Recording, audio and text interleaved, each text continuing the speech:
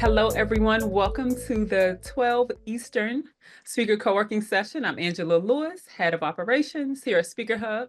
Ron Story will be joining us shortly. He's had another call right now, but he'll be joining. On this call, we discuss wins from our SpeakerHub members, as well as welcome in new visitors to our calls to hear how we can help them with the speaking industry. And there are people from all over the world, and we're really focused on products and helping people develop products so that they can grow their business and get paid for their products in addition to getting paid to speak. So we have Alicia, who's new. This is our first call. So if you would please share about your background and your speaking topics. Well, I reside in New England, Rhode Island to be exact, and I am an expert in organizational excellence. Basically, it's my platform is designed to help businesses and decision makers create an environment where their staff will feel valued, appreciated, and respected for the job that they do. I do that through the 5 pillars of organizational excellence. I'm originally from the Caribbean. I was born in Trinidad and Tobago, but grew up in the New England region. Wonderful. Welcome, welcome, welcome. Thank you for joining us today. How did you hear about us? I'm part of the Leadership Experience Tour with Sean Fair. Okay. Awesome. Awesome. We've heard great things about Sean, and yeah, he's doing really great work. So thank you. Yeah. Thank you for joining. Thank you. Darren, welcome. Welcome, Lawrence. Maria, who's on our team, design. Hi, Maria. Does anyone have any wins? Would anyone like to share any wins? I just completed my SpeakerHub profile. Oh, perfect. And I was following the different videos, the YouTube video trainings. And so that's how I got to be here today. Okay. You were signing up for a profile? No, I completed my profile because that's how I got my connection to you guys through Ron. Got I don't it. know if I'm making it sense. It does. We have a lot of amazing things going on right now. So I want to Okay. make sure that I understand what you've created and to see if you needed help with anything. Oh, okay. No, I just learned how to do a pitch. So Okay. I figured let me follow through and go all the way by being here. Yes, perfect. Perfect. Our people send a lot of pitches. So you have a SpeakerHub account, which is awesome. Yeah. Mhm. Wonderful. We have Ann McNeil. Hello, Ann. Will Baggett, welcome. Anytime someone is new, we ask that you introduce yourself. So Will, I know this is your first time. Will you share about your background and where you're calling? Well, you're in Dallas, but about what the work you're doing? Yeah, absolutely. Sorry, I'm moving around right now. My name is Will Baggett. Thank you so much for the opportunity to join. Heard great things about the group and Speaker Hub as a whole. Professional speaker of 8 years, full-time for the past 3 years. I represent a company called Monetize Your Message. I'm on the road now doing a few keynotes. I just wanted to join in and listen and learn. And thank you for the invite, Angela. You're welcome. You're welcome. It was really great meeting in real life. You just never know the opportunities that present themselves. So highly recommend everyone here connect because we're all over the place throughout the country. Does anyone have any wins that they like to share? Kevin, how are things going? Darren, how are things going on your side? Yes, I've got one win. Are you guys able to hear me? Yes. Okay, Lauren. perfect. So on Friday, no, Saturday, I have a podcast lined up. On Sunday, I have another, and Monday, I have another. So I'm back 3 days in a row. Wonderful. That's awesome, Lawrence. So for those of you, congratulations. For those of you who Thank don't you. know, we have what we call a speaker scholarship program. So anyone who's 22 years of age or younger, if they are interested in speaking, or if they're already doing speaking and trying to transform the lives of their generation, we will sponsor them and allow them to have a SpeakerHub account. So if you know someone, please let us know. I'll put the link in the chat. You can share that with them, and they set up a call with Ron, and we'll get them set up with that. Perfect.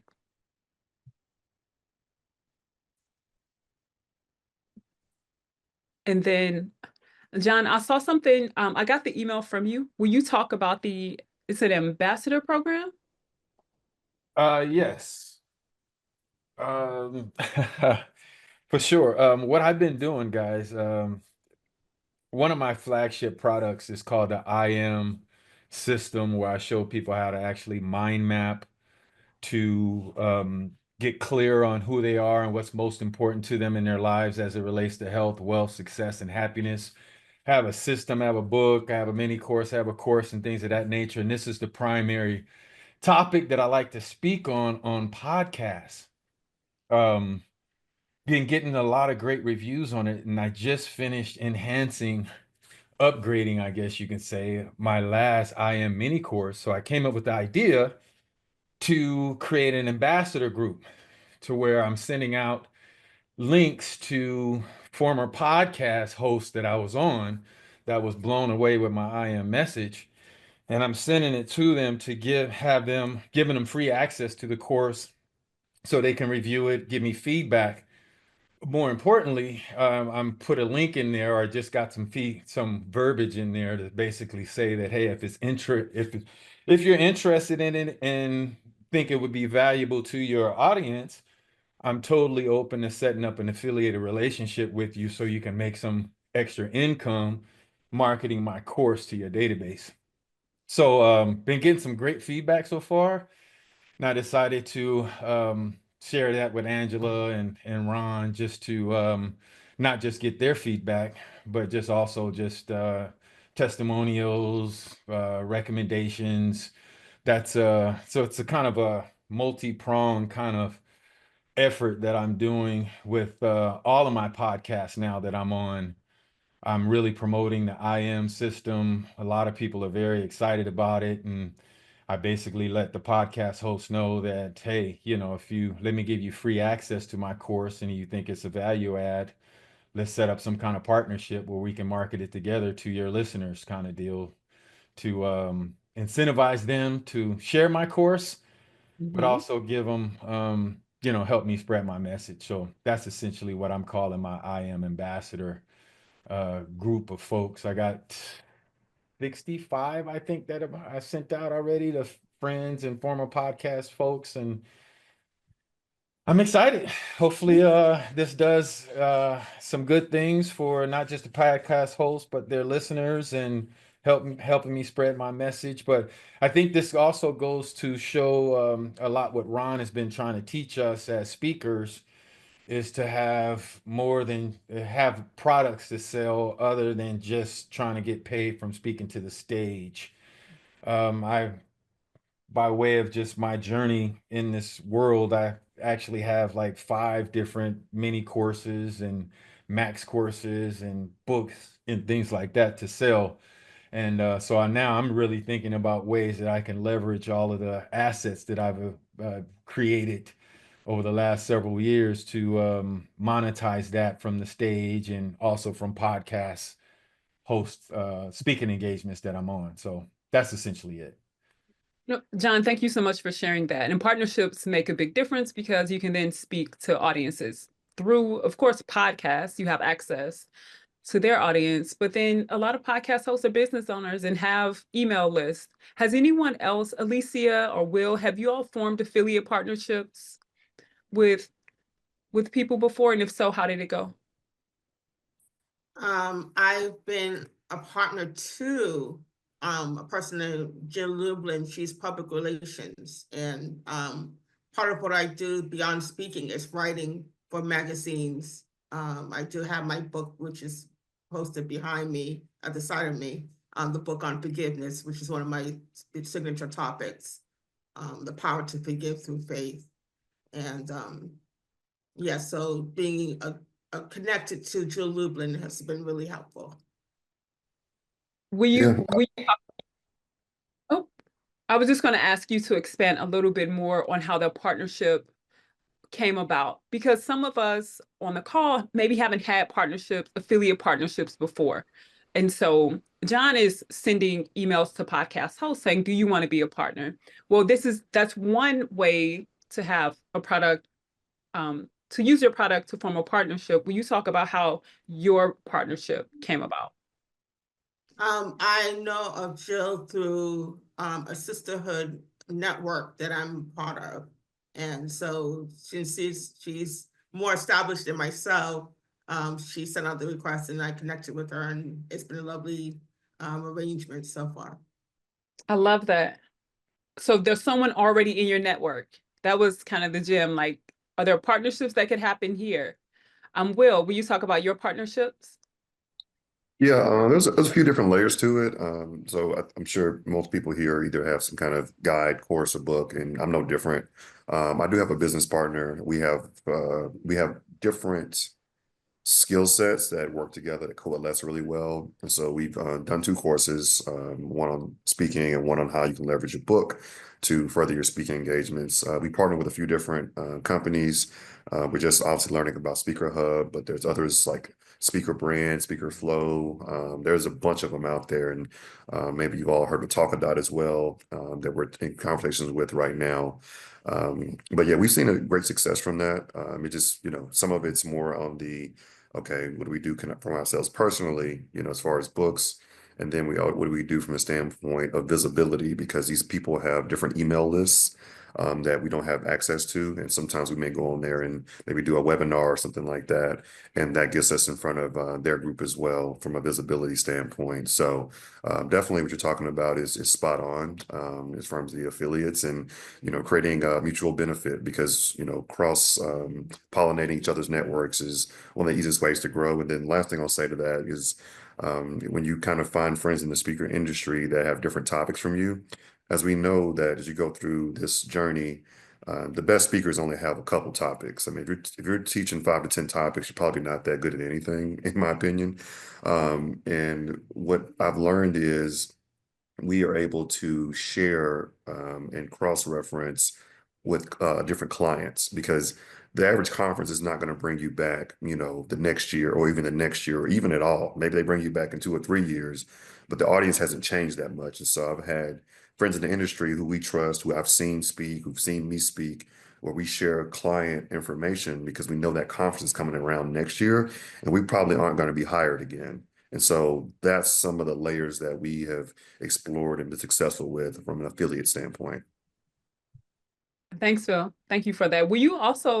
Can you talk a little bit more about the products that you all have? Yeah, absolutely. So we have a flywheel product system. So there's two sides to our house. So one side of our house is we have our personal speaking businesses. So myself and my business partner Darren K. Roberts. He's like way up there, like different stratosphere. And I'm doing well, but I'm not where he's at. And so we're able to speak one from an age standpoint, different audiences, different personalities. And so in our own rights, we do a lot of LinkedIn content. I started out working with athletics programs for the majority of my speaking career, and I switched to corporate in the past 2 years, but I still do some athletics on the side, but it's just changed the whole pay for play NIL thing.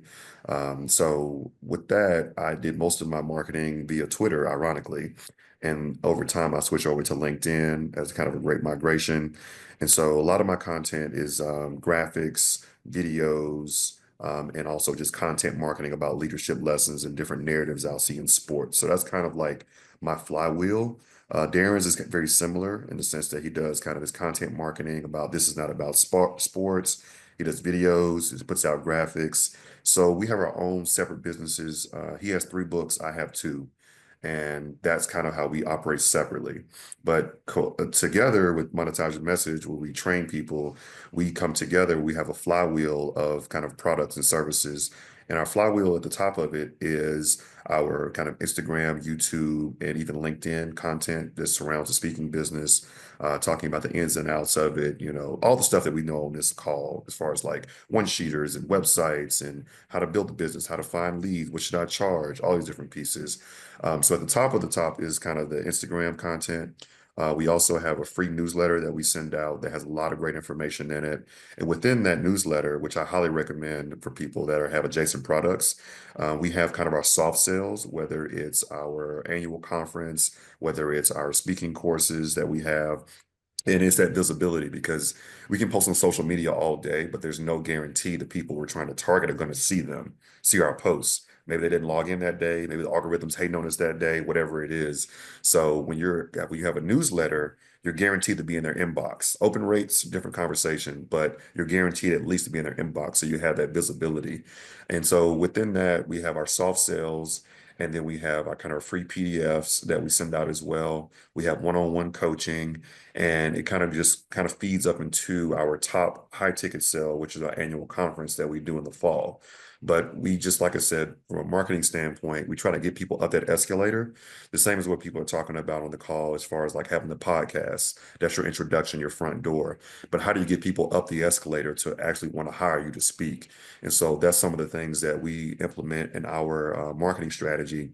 We call it a flywheel, because everything should build off one another. So, okay, bet, found you with the free content, or found you via an Instagram or Facebook ad. Cool. Now, where are we sending people? Sending them to download a free PDF so we can get their email address. And now we can put them in our newsletter.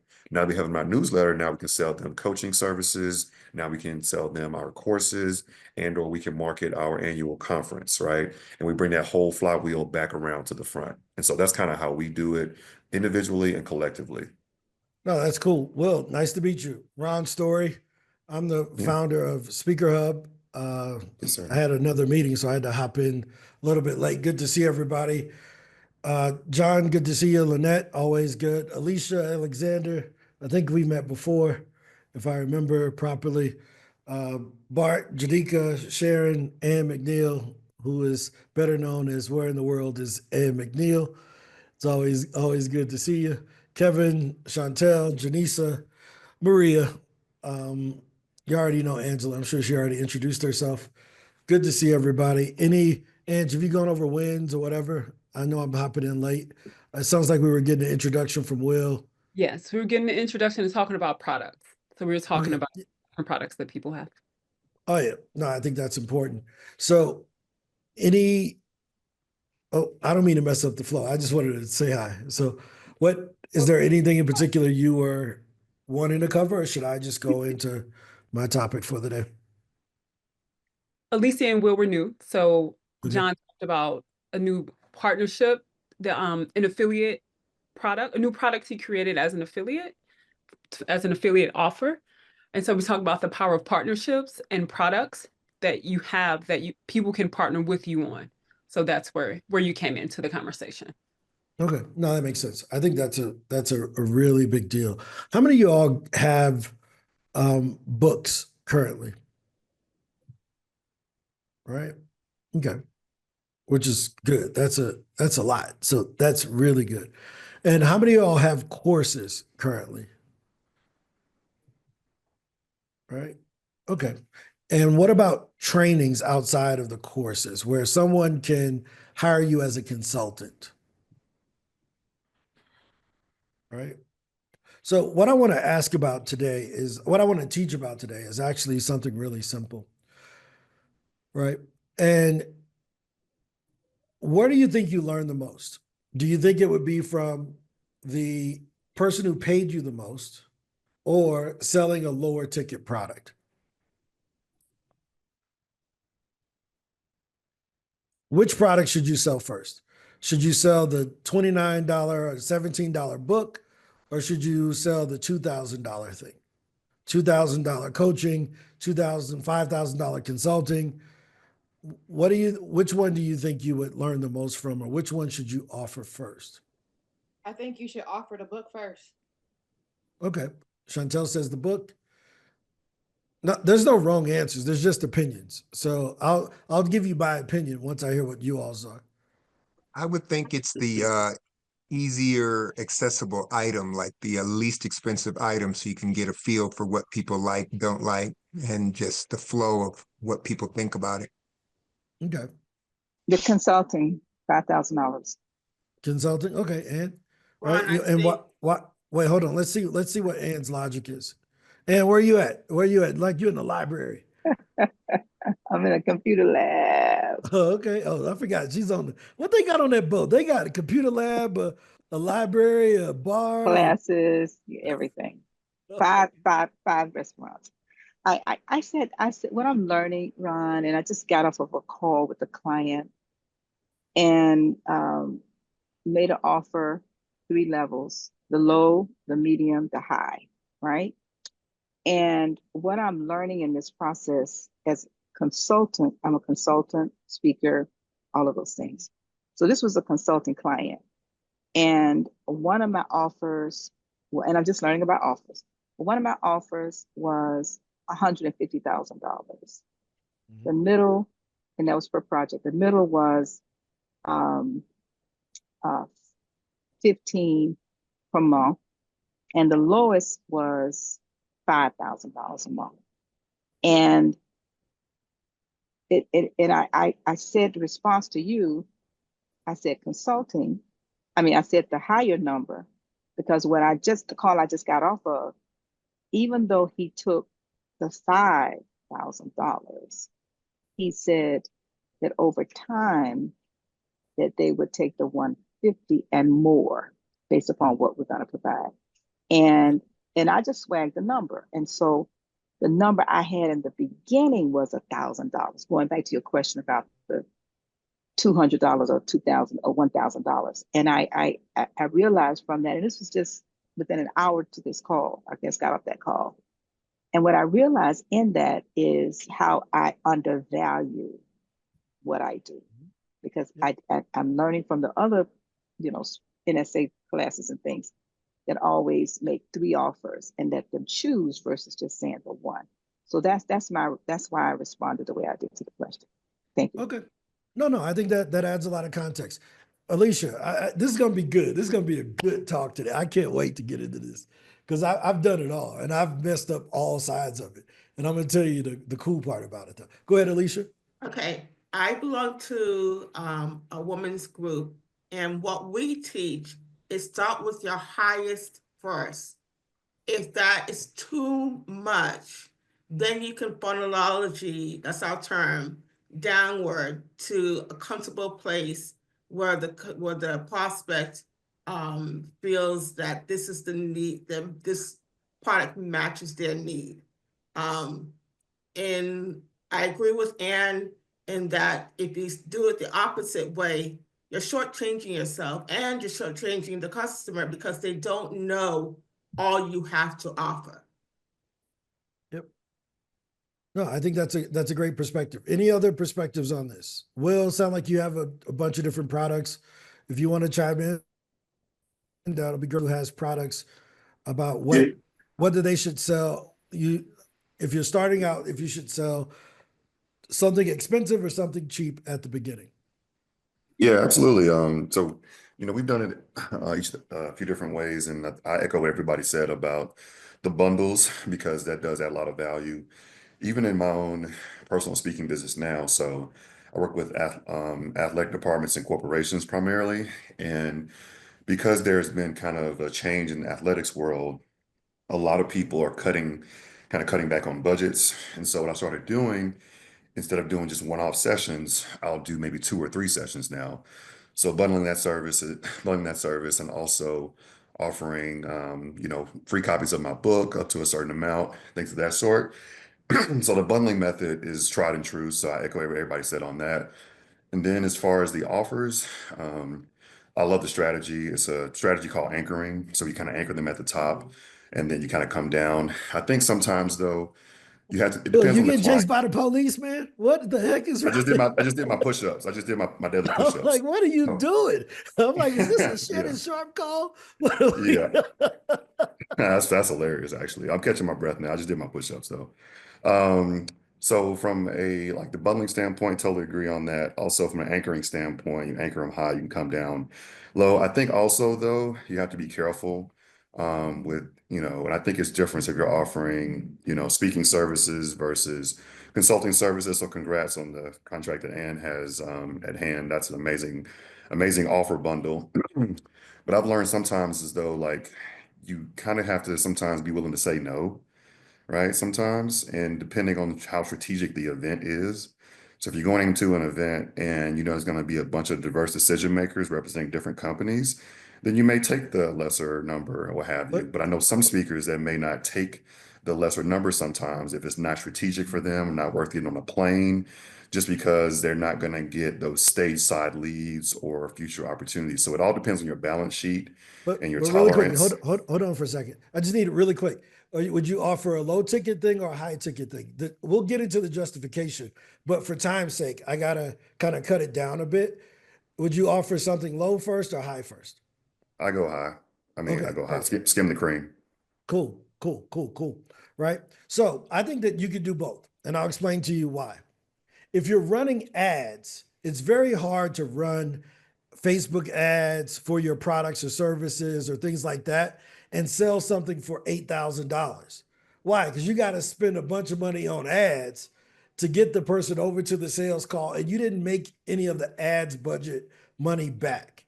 Does that make sense? So if you're selling using ads, using some type of low ticket thing to get people into your world, I don't really think you should run ads to free things. I think you should sell something low ticket anywhere from $7 to $47, right? And by doing that, you make back the ad money. So now you're just getting free leads, right? And then upsell them into something else that's higher ticket. So if you don't have leads, that's why you run ads, because you don't have leads already. But when you're just starting off, most of us have a thing called a cell phone. We also have something called social media where we have friends on our list, especially on LinkedIn, that would buy from us right now if they know we offered that product or service. Does that make sense? So, Lynette, if I send you a Stripe for $50 for your services with your, with your business consulting, because you help women of color, even though I'm not a woman, your principles should apply to me too as a man. If I sent you $50 for something versus I sent you $3,000 for something, am I going to get more of your attention if I send you $3,000? Definitely. Exactly. Right. So you're going to pay a lot more attention, which means you're going to learn so much more about how to help the next person. Do you see what I mean? On the low ticket thing, psychologically, we're like, dude, do I really want to spend 10 hours with this person trying to understand their whole business for $50? And they're going to be asking me to do 13 other things for the same $50, right? So it's like, oh, no. Let me find a high ticket thing that I can sell to them so that, number one, I can survive this month while I'm learning everything from them and give them all the attention necessary. Right? And then from those lessons, I can take the money and invest in the next thing. See, if I send her $3,000, now she has at least $1,000 to spend on marketing to get the next customer. But if I only gave her $50, she ain't got no money to get the next customer. So we both upset. I'm upset I ain't getting what I paid for, and she upset that she can't pay her bills and eat. Mm-hmm. See, it's a lot. It seems like if you lower your price, you'll get more people. First thing I did, I came into SpeakerHub and I 10x the price first day.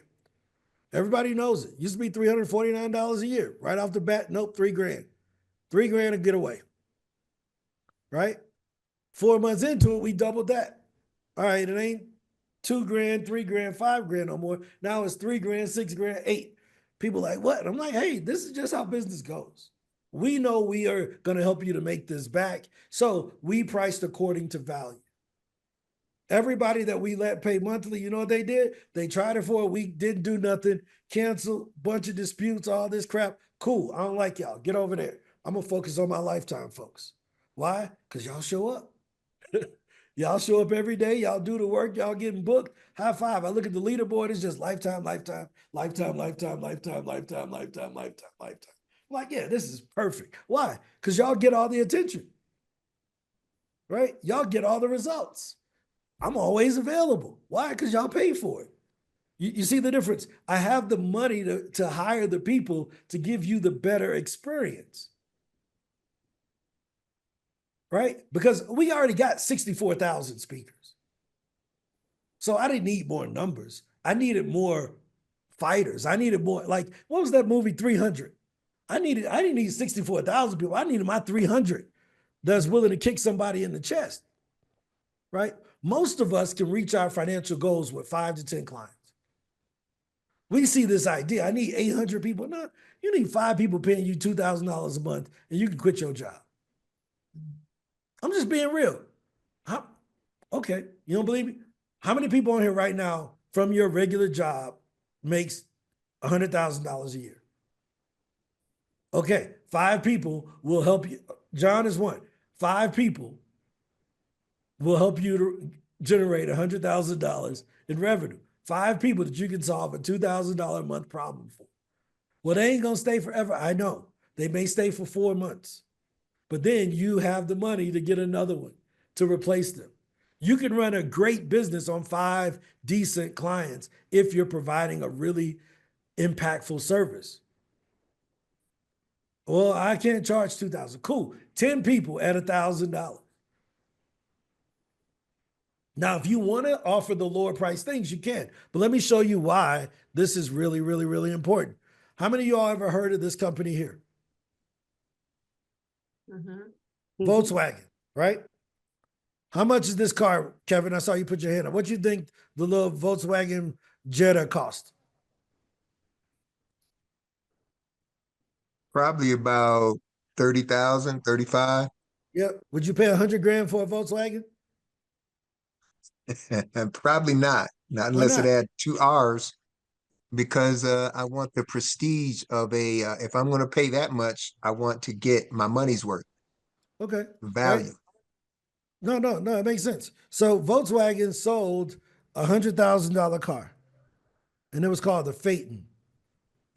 Biggest flop in Volkswagen history. You see that? Volkswagen Phaeton. It was $120,000.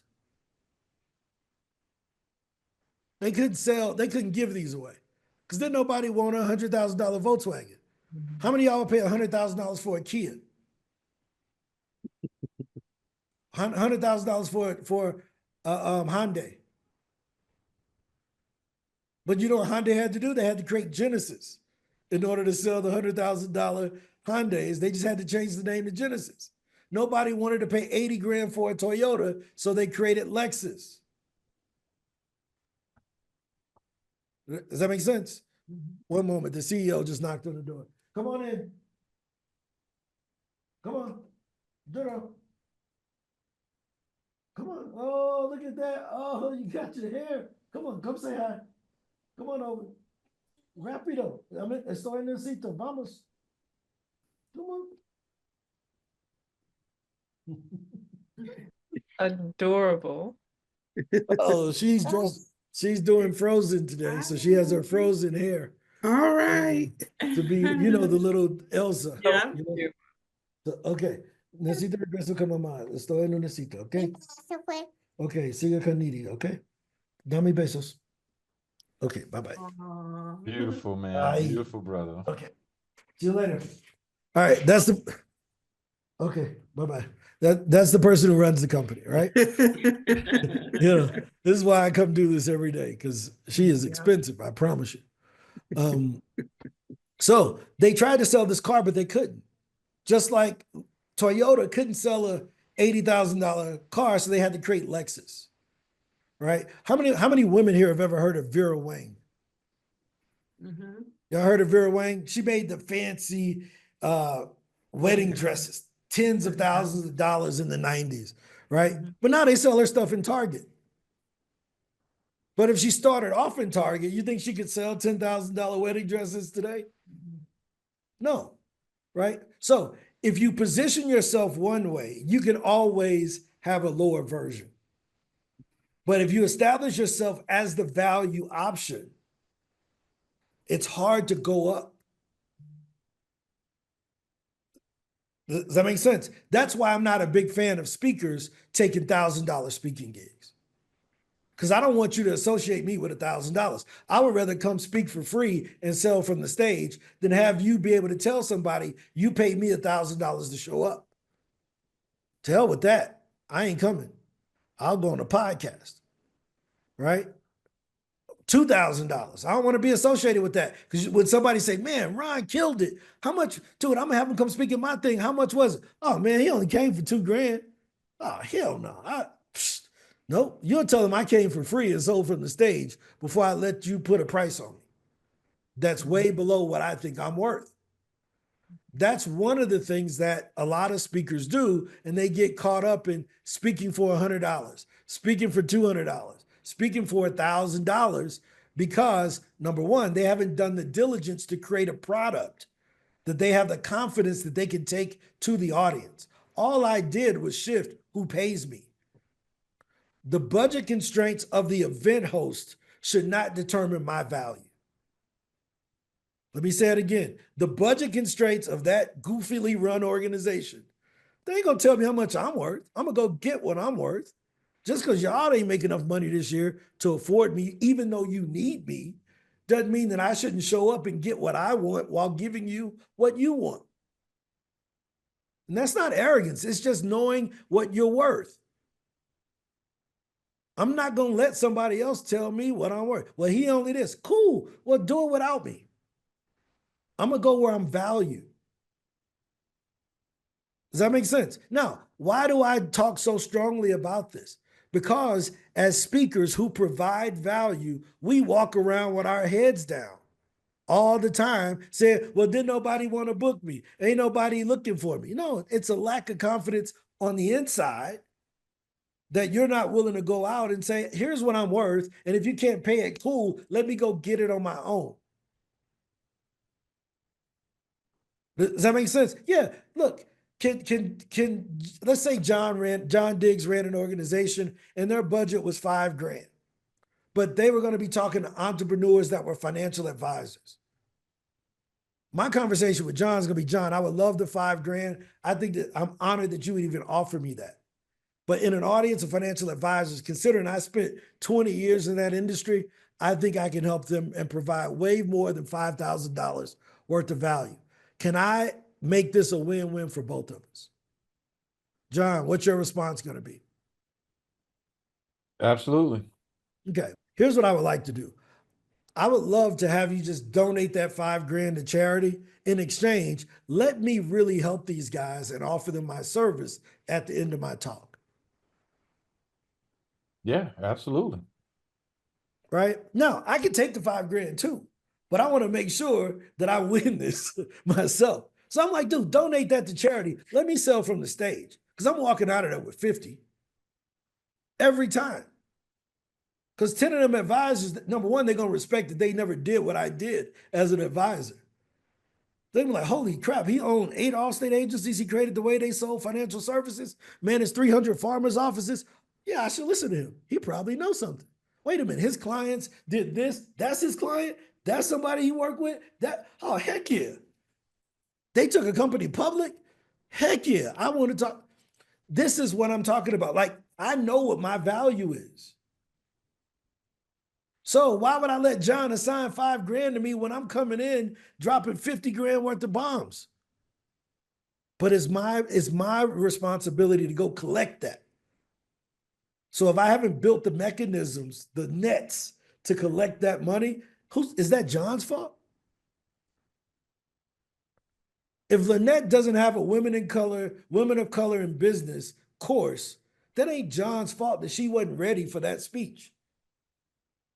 If she don't have the right offer, that ain't John's fault. She ain't got the right offer. Put in the work and get it done. Get better. That's what we ain't hearing no more. Get better. I sucked at this 109 shows ago. I probably still suck compared to where I'm going to be at show number 300, but I'm willing to get better.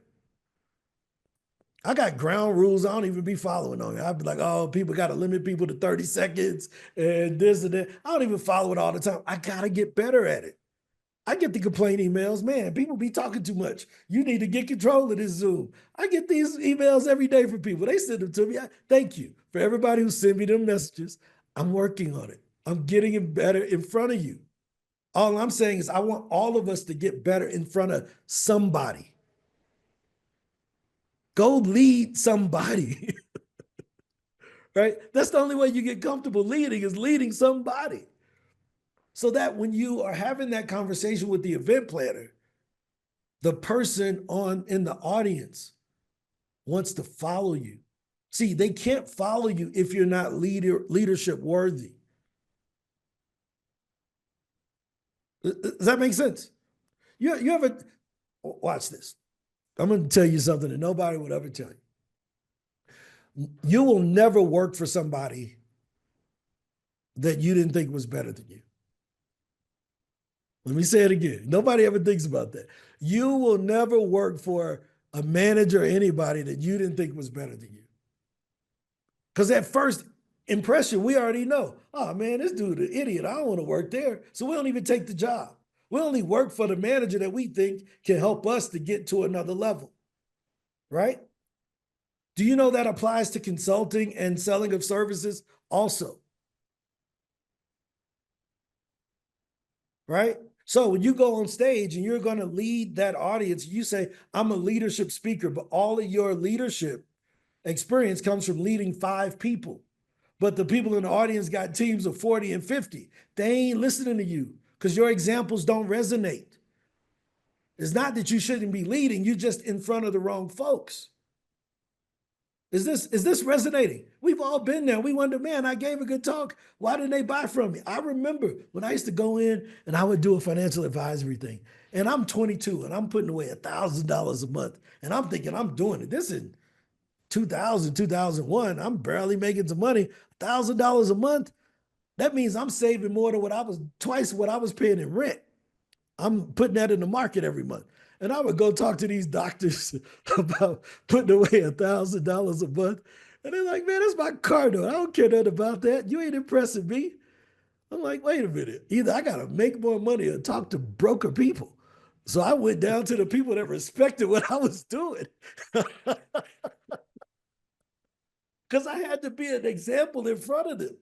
Does that make sense? They need to, look, I don't know a better way to say it, but as a leader, right? People either got to want to be with you or be like you. Let me say it again. They either got to want to be with you or be like you. Meaning they got to want to join your team or admire you enough to want to do what you've done. If not, they ain't buying your product. They ain't listening to you or nothing. I didn't used to talk about how much I made speaking because I never got paid up front, right? Because when I would talk to the folks, they get 70 grand to show up. I'm like, I ain't never done that. But I booked folks who got that amount of money, but I ain't never got paid that. So I don't even want to talk about what I got paid. But then I was like, dude, like all the folks I help, they kind of like me. So let me just talk about how I made my money from speaking. Our signups, once we made the change, increased by 40% for SpeakerHub, just because I started talking about how I made the money. I was being honest with myself finally. It's wild when you can just say, hey, look, I'm Lynette Cottrell. I help women of color in business to do this. I'm learning it too, but if you want to go on this journey with me, come on along. I don't have it all figured out, but I'm learning. I'm just one step maybe ahead of you, and you may be ahead of me in some other ways, but we can hold hands and go. How many of y'all can do that? Hey, I ain't figured it all out. I'm Jadika. I know this thing. I know that thing. There's a lot more that I still can learn. But if you're here, I can help you. I'm Chantel. I'm learning this thing. I wrote a book. You may be thinking about writing a book. I can show you how I wrote a book and sold it for 10 times more than anybody else on Amazon. There's somebody wondering how the hell how's she selling an $80 book? and people buying it. They're like, dude, I can't get my 99-cent book away. And she's selling one for $80. Is this helpful, guys? Is this perspective helpful? Because we undervalue what we do because we don't value what we do. Does that make sense? Let me ask you this. With your product, I'm going to pick someone here. And I don't know. I'll use Alicia. What is it that it says Make a Difference Consulting. What is it that you do there? I'm an expert in organizational excellence. Okay. And give me an example. If you work with my organization, what would you make excellent? Well, my best customer is a business owner of 20+ employees in this establishment. So I would help create an environment that speaks to helping them feel more engaged, more appreciated for the job that they're doing for the business. I would create and help them to have a sustainable, award-winning culture, work culture. Okay, yeah, work culture is what you do. Cool, right? So if the destination is making the culture better at a job, right? You can have the $17 version. Actually, you can have the free version, which is your TED Talk or your YouTube video talking about it for 17 minutes. You can have the $17 version, which is the book version of what you do. You can have the $100 version, which is the Make a Difference Challenge, where they get 3 days where they learn how to do the thing. Bart, you gonna ask something? Okay. You can have the $300 version, which is your mini course, right? You can have the $1,000 version, which is group coaching. You can have the $5,000 a month version like Ann, which is one-on-one consulting, where you go into the organization and you're doing the leadership trainings, maybe via Zoom on a monthly basis. But guess what they all should end up at? Organizational excellence, better culture. They just chose a different vehicle to get there, right? I live in Medellin, Colombia. I can get to St. Louis with these shoes. I could walk. It's going to be cheap because I already own the shoes.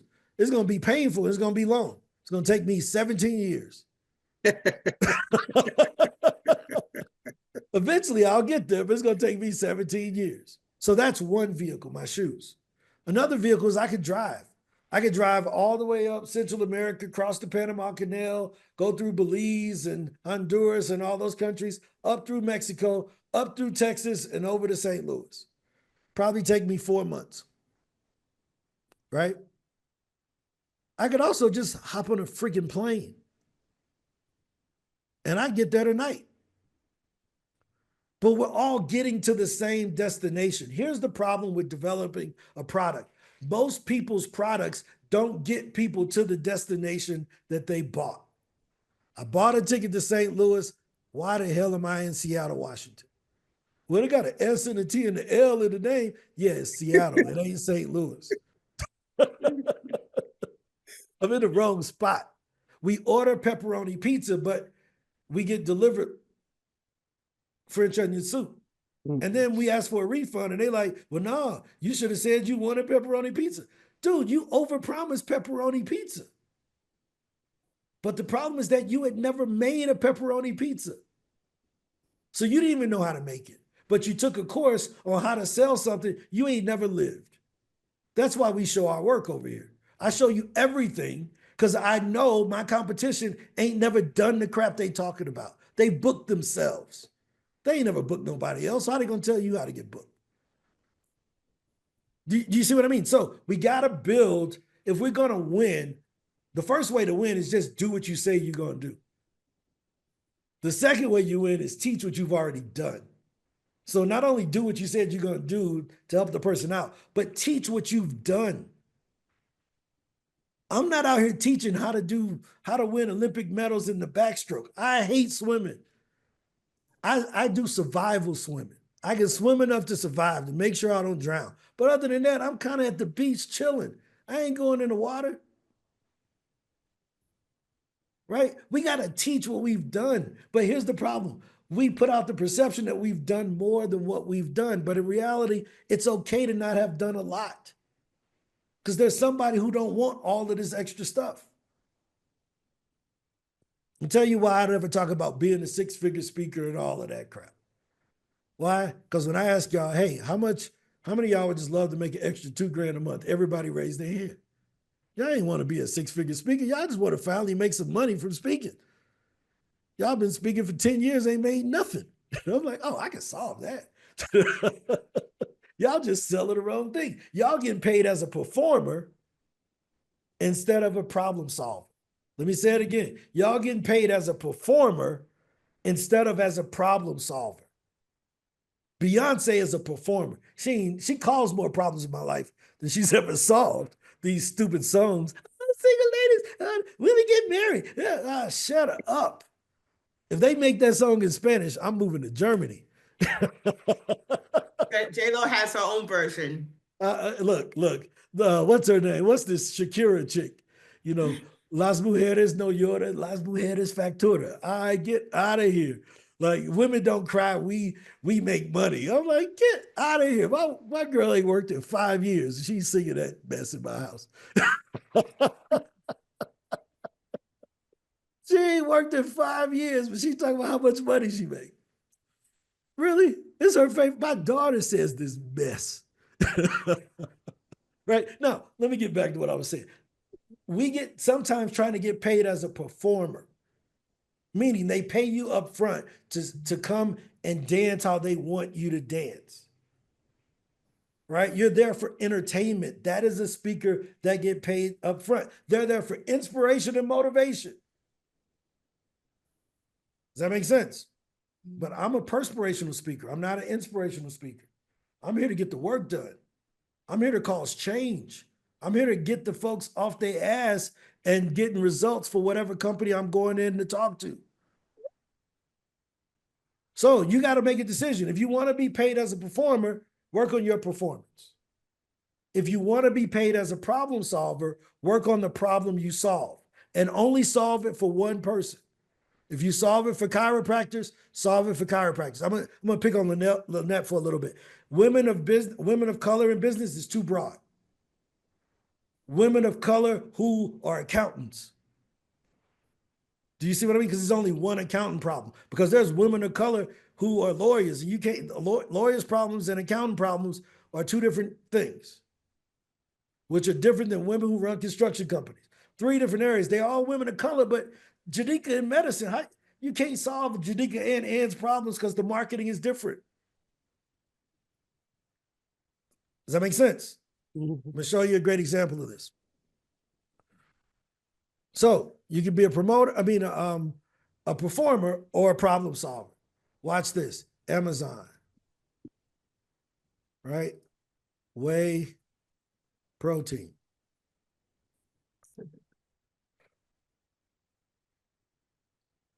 Now look at this. Look at this. This right here got the same 25 grams of protein as this one, made by the same company. One is $33, one is $55. It's the same amount of protein because that's what you're buying it for, which is the protein. Right? But this one is probably going to say it's more specialized. It's called elite, so it's special. Right? The more specialized you can make something, the more valuable it becomes. Which one do you think is more, cost the most? A minivan or a race car? Race car. Yeah, why? Because it's specialized for racing. The minivan, anybody can sit in it. You see the difference? Mm-hmm. So, Lynette, Women of Color in Business podcast is great. But your product should be focused on an industry, a particular person where you can solve the problem once and it applies to all the women that are accountants. Because it's hard to solve an accountant problem, not to mention an accountant and a lawyer problem, and a belt buckle maker problem, and a dry cleaner owner problem, all because what they got in common has nothing to do with business. Your skin color ain't got nothing to do with your problems in business. Well, black cleaners owners have a different problem than white cleaners owners. No, they both got to clean dirty clothes. Right? We just feel a bit more of an affinity to them, but the business part of it is race agnostic, is gender agnostic. Nobody likes to hear that because it makes us feel special that we're solving a problem for our community. But dude, I don't care about that. I'm an investor first. I don't care what, oh, we saw this for black folks. Cool. Does it work for white folks? Cool. As soon as we buy it, we're going to sell it to white folks too. We were buying a medical company and the guy said, he said, hey man, you know, this company's been owned by me and my wife for 40 years. It's black owned. We want to sell it to you guys because we think it'll be great for you guys as black owners to run this company. And I said, okay, how do you feel? How are you going to feel about us as friends? Because this is somebody we were friends with. How are you going to feel about us and friends in 5 years when we sell it to somebody else and we don't care who owns it? He was like, and I'm like, yeah, we don't care, bro. We don't care. Like, I'm a black face that get paid by white faces, and I love to make green faces. So I'm going to sell the company and do what's in the best interest of the business. So we got to take our affinities out because it holds us back. Does that make sense? I know it sounds easier to help the affinity group. Look here, all of us look alike. It attracts us, right? I get it. I totally get it. But our message has to be able to apply to everybody. If an alien came in this call and he wanted to learn how to make money as a speaker, that purple dude would make money as a speaker. Look at Jadika.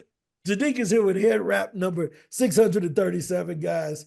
We've had 109 of these meetings, and Jadika's never worn the same wrap twice, just as a kind of a commercial break in between. We're right now at 12 p.m., which is, well, 1 p.m. Eastern, which is when we normally go into overtime. But is this making sense, guys? Before we get in overtime, is this making sense that we don't need 1 million customers to make a decent living? We need to solve one problem really well for a few people, learn how they do it, and then from there, learn to scale the business. I hear so many people with 2 customers talking about, I'm trying to scale. You ain't got nobody. You ain't scaled yourself. Like, what you scaling? Like, then you trying to get on a scale? Like, get up out of here. Janika, what's your question? I'm sorry. Let me stop the comic relief. Ron, I want to thank you because you are right on point for me right now. That's probably the best business and marketing information I have ever received, specifically because I want to move more in upgrading being able to do what I do virtually. And to do it virtually, you've given me some steps of operation. And I want to share, I had the opportunity to test it. And now I can be about perfectionist. So, I mean, you just made it very clear. So I really give thanks to you for that. That's 100% what I needed right now. High five. High five. I'm going to tell y'all a great book that you all should read. And most people say, why do I read this book? Now, what Jadika does, the business model is no different than the business model of a personal trainer. It's no different. A personal trainer meets with a person, watches them, helps them to lift weights to get stronger, right? Jadika meets with a person, gives them some techniques so that the pain goes away. But it's still one-on-one consultation. Does that make sense? It can be done virtually, right? It can be done virtually. Before the pandemic, everybody thought you needed to go into a gym in order to have a personal trainer. And then they started doing virtual trainings. I had someone on last week that said that they do virtual yoga. When people turn on their yoga and they in the house doing this on the camera with everybody else doing yoga. I'm like, oh, this is wild.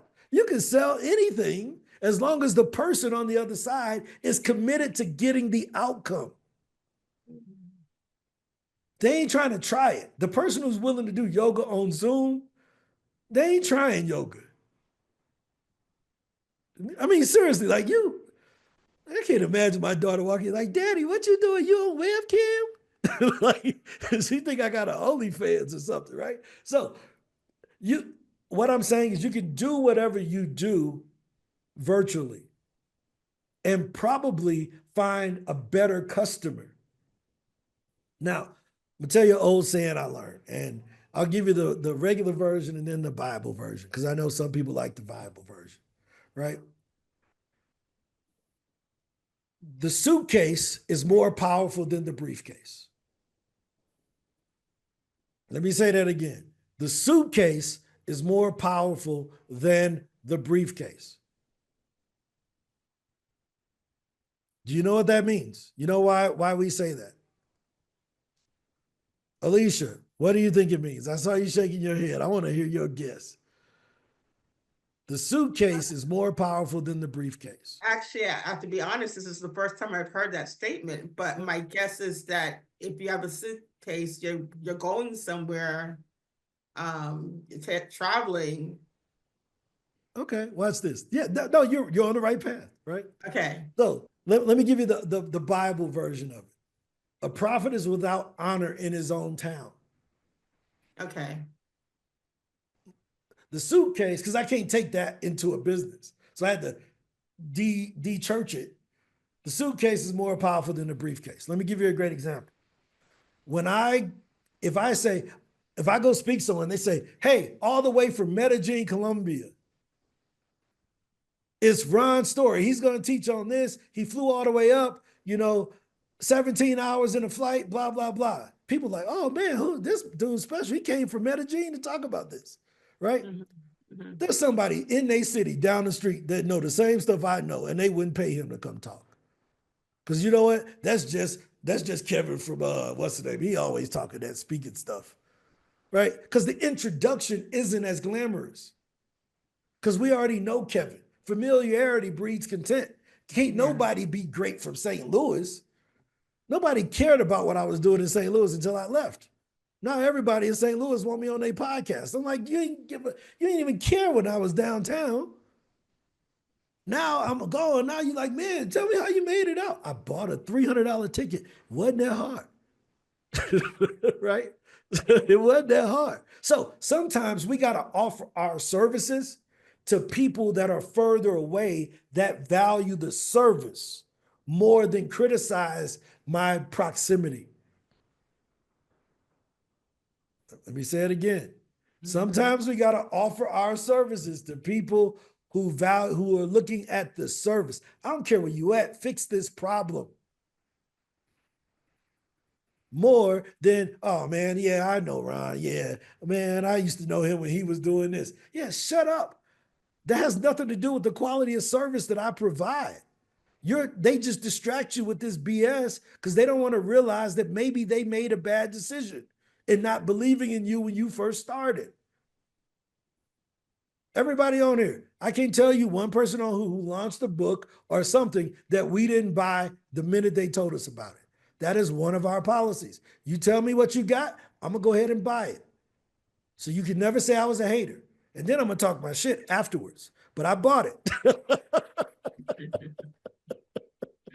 Yeah. So I'm going to buy it and I'm going to read it. And then I'm going to tell you how terrible it was. But at least I bought it first. Right? Yeah. So give me a second, Lawrence. Give me one second. So the reason why I bring that up is a lot of times we get limited to our family and friends. Mm-hmm. Your family and friends should only be your first, second, or third customer. Why? Because you can get testimonials from them. Right? You can get testimonials from them where they can say, yeah, Janika helped me with this, blah, blah, blah. Because you ain't got no testimonials at the beginning. So you work with them first to get some testimonials. And then you take those testimonials and you use that to build your next few customers. If you use the survey I gave you, you ask your family and friends them questions first. They give you referrals out to 5 other people. Those people give you referrals out to 5 other people. Here's the great thing about it. Most of your sales will come in the 3rd generation of that survey. It won't be in the 1st generation. The 1st generation are the first people you ask.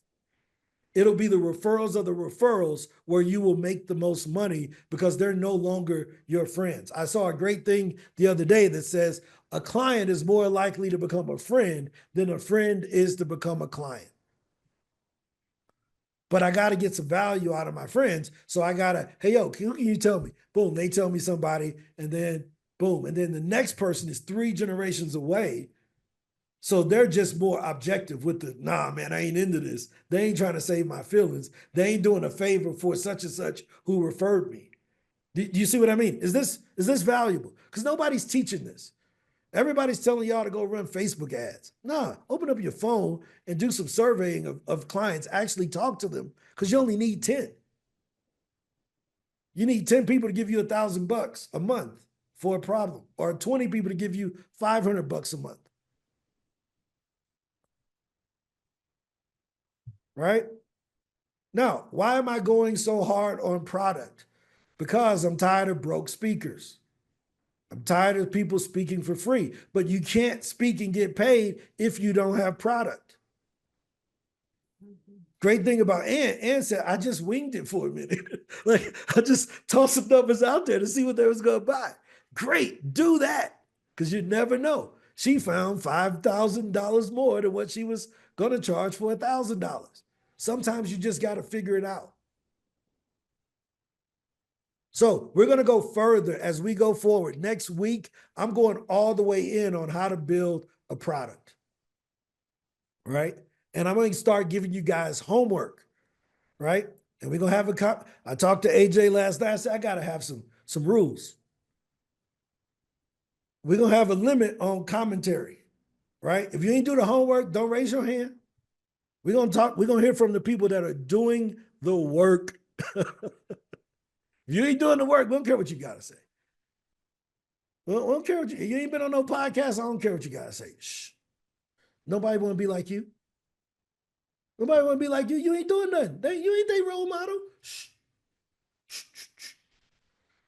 Right? Because that's the only way we're going to win. When I was on the basketball team, dude, the captain got to talk. The rest of the dude on the bench, I wish he would say something. I wish the kicker would say something during the huddle. Man, you get your behind up out of here, Jeremiah, whatever his name is. Look, everybody laughing who know what I'm talking about. But that's how it is. You know, we can't have the kicker giving advice to the quarterback. Right? So we're going to make it. This is a meritocracy. We have the leaderboard inside of the software. I can see who winning. I can see who pitching.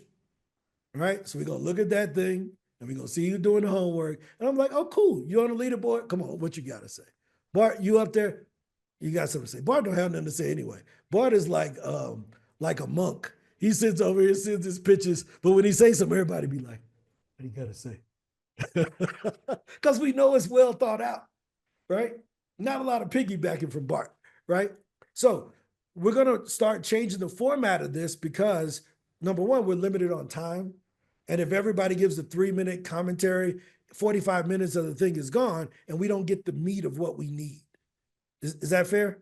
Right? We're going to limit the conversations, the comments to 30 seconds, 30-second comments, right? But if you haven't been doing the homework, we're just going to be like, let me look at the leaderboard, see who raised his hand. Oh, yeah, nope, he ain't on there. Cool.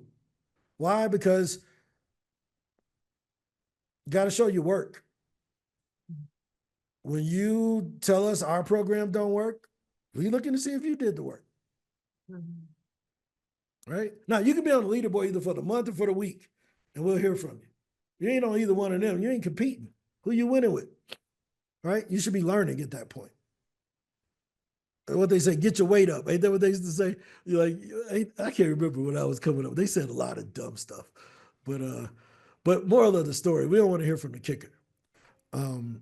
So any other questions? I know Lawrence had something. 30 seconds, Lawrence, and then we'll go to Alicia as we wrap up. Yes, I just wanted to add on the fact that, like you mentioned, when you're in your small town, you have to look bigger than that.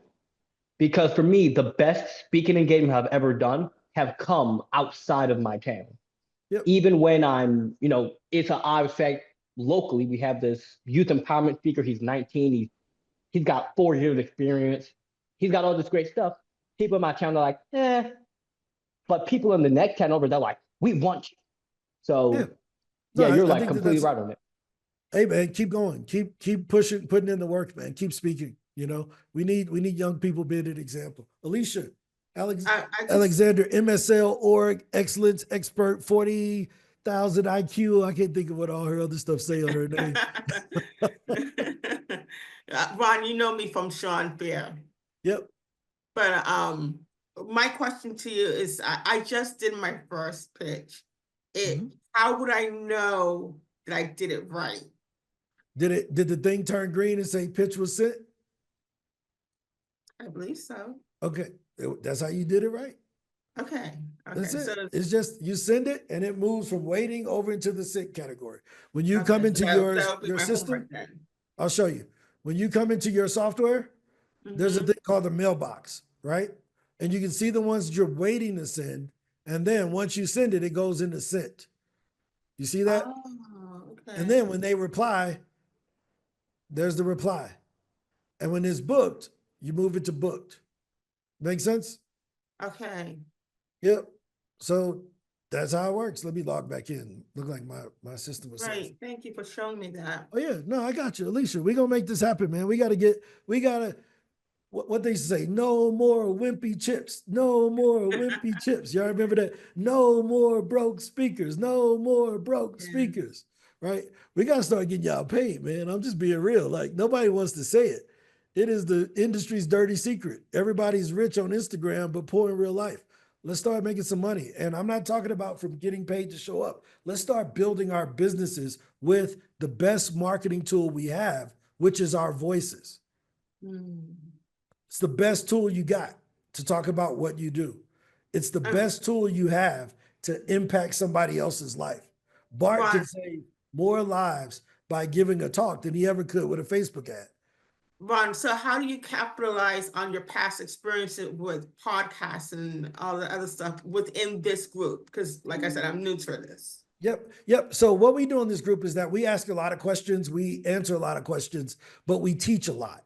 And our biggest thing here is to make sure that when you go on a podcast, see, you can't undo the podcast that you did in the past, right? But you can be better on the ones that you're going to do in the future. Okay. If you go back and you look, I've been doing podcast interviews since 2013. I was really terrible. Right? At the time, I was talking about buying insurance agencies, which is what I was working on at the time. And then you hear me talk about doing cold outreach and doing sales consulting. And then you hear when I bought PitchDB. So you mature over time in what you do. Right? So just look at those past ones as practice. Look at the future ones as progress. Right? Because you're going to learn how do you get, let me give you a great example. Right now, and I'm just going to role play with you, right? So let's say you're on my podcast, right? And it's at the end of the podcast, and I say, hey, Alicia, man, this is a great talk. I'm glad you were able to help us talk more about building organizational culture. How do people find you? Well, thank you for the opportunity, Ron. The best way you can find me is through my website, makeadifferenceconsulting.com. I'm on LinkedIn at Alicia J. Alexander MSL, and my phone number is such and such and such. Okay, great. Right now, that's good. Let me show you better. I'm gonna coach you through it just a little bit. So I learned this from a politician friend of mine. I wish the one politician, the senator, was on here so I could ask him, because this is what one of my politician friends told me. He said, people can ask you whatever they want to ask you, and you should answer whatever you want to answer. Right? So I asked, how do they find you? Don't answer that. That's a trap question. What you do is you say, hey, to get the checklist that I mentioned earlier, go to my website, X, Y, and Z to download the free. That's when you give them your giveaway. So you got to work on your calls to action that gets them to become a lead. Nobody just wants to be a friend with you. They want the results you can offer them. Does that make sense? Right. So do you have something that they can download or that you can give them for free as a trial? Yes, I do. Is it Okay. connected to my website? It's not at the moment. Okay. But if you have that, that's what you mentioned in that time, Okay. right? Because at that point, that's when you give them the opportunity to take the next step with you. Mm-hmm. You don't want them to just be friends. You want them to take the next step. Let me show you. Right? So when I come over here and I go to LinkedIn, I come into my messages and I type in Chantel, right? So what you see here is because I gave her very clear steps on that podcast, how to follow up with me, she found me on LinkedIn and wrote me a whole dissertation about wanting to get more speaking gigs. Does that make sense? Because I Yes. was very clear. Rhonda, who comes on the call all the time, what does she say? I watched you on Creative for More. How does one work with you? Boom. Rhonda's here almost twice a week now. Gregory Adaka, I saw you on Chantel. Boom. You see what I mean? Mm-hmm. Hey, I saw you on Chantel. Boom. Saw you on Chantel. Boom. Right? So it comes down to your call to action. Okay. It ain't gonna be perfect the first time because it wasn't perfect the last 10 times you're on podcast, but it'll be better the next time. And it'll be better the next time after that, and the next time after that. Right? I usually show a podcast I went on that has 160 downloads and we made 73 sales on because my call to action was strong. Right? I was able to solve the whole podcast was about the problem I solved. It wasn't just a generic podcast. With Chantel, it was about using LinkedIn. I don't own LinkedIn. You think if I'm talking about LinkedIn, I'm gonna be able to sell more than if I'm talking about SpeakerHub? You're out your mind. I own SpeakerHub. I'm gonna sell more of my stuff than I ever can on LinkedIn. But since the thing was about LinkedIn, guess what my call to action drove them to? Hey, while you're already in LinkedIn working on your profile, go ahead and add me as a friend and send me a message and I'll help you. Because we're already in LinkedIn. The teaching was about LinkedIn. It wasn't about SpeakerHub. So when you're on a podcast, your call to action at the end of that podcast is where the money resides.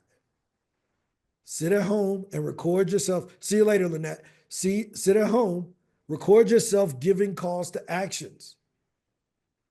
Listen to it. Man, did I mumble on that? Could I have said it better? Could I have done it this way? Or watch this. Let me show you. There's this great thing that we have called ChatGPT. The ChatGPT. And I could say, I am Ron Story. I'm going to be going on a podcast about public speaking tomorrow. I need a strong call to action to give at the end of the podcast. Give me 5 examples. Boom. Mm-hmm.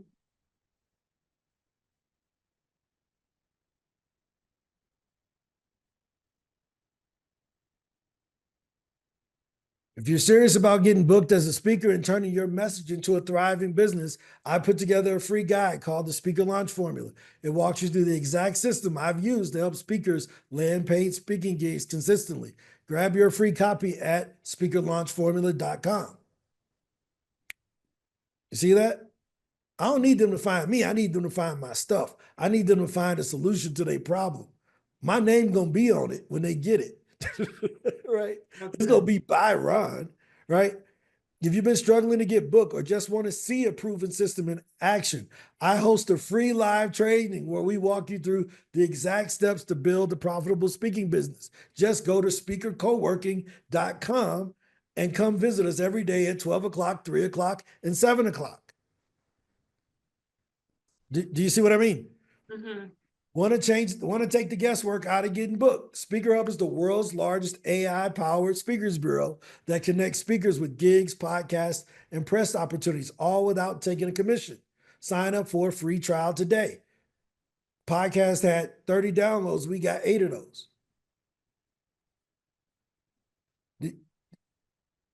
You see what I mean? I don't need them to find me. I need them to find a solution to their problem that has my name written on it. Okay. Is that fair? So Yeah. so use your chat GPT as now. Why did mine have my answers in there? Because I put all of my stuff in. I taught chat GPT about my business so that it could answer questions pertaining to my business. I don't want to put something in for chat GPT and it tells me about Chantel's stuff. So I educated ChatGPT, gave it my website, gave it all of my stuff. Every time we do something, every video, we put it in there. So they know all these conversations we having with y'all. I upload the videos and I ask, hey, what was Bart talking about? Bart said something that was really cool. I think I want to expound on that next week. AJ made a really good point about this thing. How do I take that and turn that into a lesson? This is what y'all got in your hands. It's free. Right? I mean, I'm just saying, well, it's free. I don't know. Any other questions? Was that helpful, Alicia? Yes, thank you very much. Yes. The call to action is what makes the difference. That's what takes the person from a listener to a learner. You want them to go from a listener of you to a learner from you. You got to get them over into your world, right? So I see the only new person we have in here is Will, right? I know if Will comes back a second time, Will is in our world. He's stuck. You don't come here once and never. If you come twice, we got you. I'm just letting you know, Will. I say this to everybody: when they come back twice, they stuck. We know that. So if you ain't never coming back, this is the best time to not do it. Because you come back twice, we got you. I promise you. Just warning you ahead of time, bro. I don't know you, but I'm just letting you know. We have the data that says if a person attends twice, they become a customer of ours, right? So One any last other question. questions? Yeah, one last question. I know you said you have a meeting noon, 3 and 7.